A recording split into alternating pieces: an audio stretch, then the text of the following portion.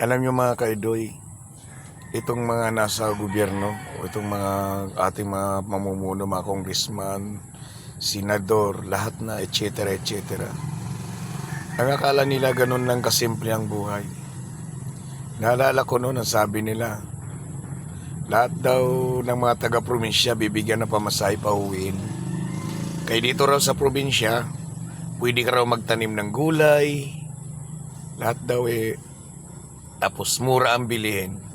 Kundi ba naman pagkatatangan nitong mga to, pauwing ka magtatanim, matatayuan nga lang ng bahay mo wala ka mapagtayuan. Bakit? Pwede ka ba magtanim sa hindi mo lupa? Hindi ka magtatanim sa hindi mo lupa.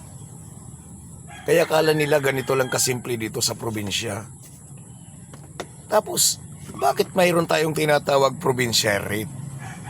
Dapat, pari-pareho lang. Kasi sa totoo lang, nandito sa probinsya, mas mahal ang bilihin sa probinsya kaysa Maynila. Kung sa Maynila, nakakabili ka pa ng bigas na 30, maganda na. Dito sa probinsya, pinakamababa, 50 pesos. Ako nga, nagulat ako nung nagpunta ako ng Katarman.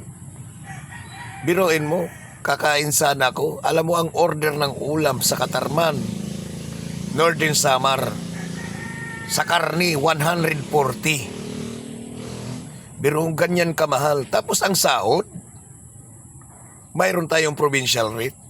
Hindi na natin sa simento. Mas mahal ang bilihin sa probinsya kaysa Maynila. Sa Maynila, makakabili ka pa ng mura.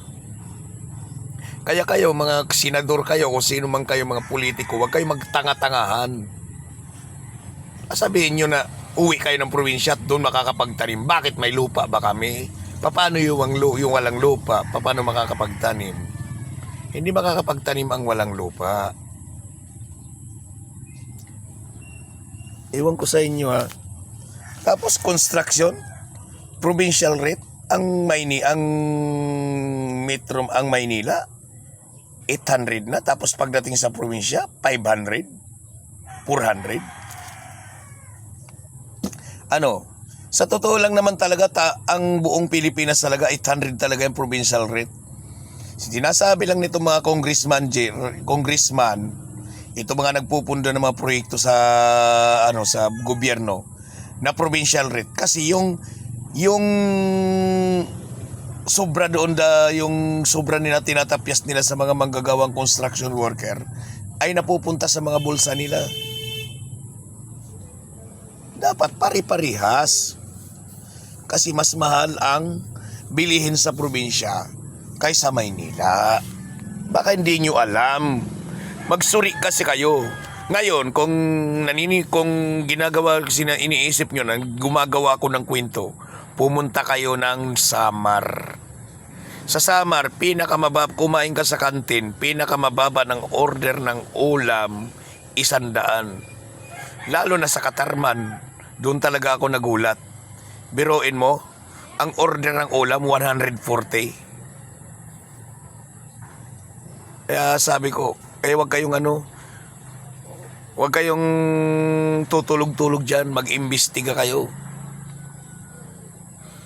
Tapos sasabihin nyo, dapat ang mga construction, kung magkano ang sahod sa Maynila, dapat ganun din sa probinsya. Dapat mas taasan nyo pa nga sa probinsya kaysa Maynila, kasi sa Maynila nakakabili pa ng mga murang bilihin.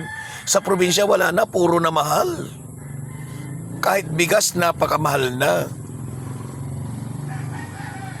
Hindi ako nakikialam sa pamumuno nyo. Nakikita ko lang yung kabulukan ng sistema nyo.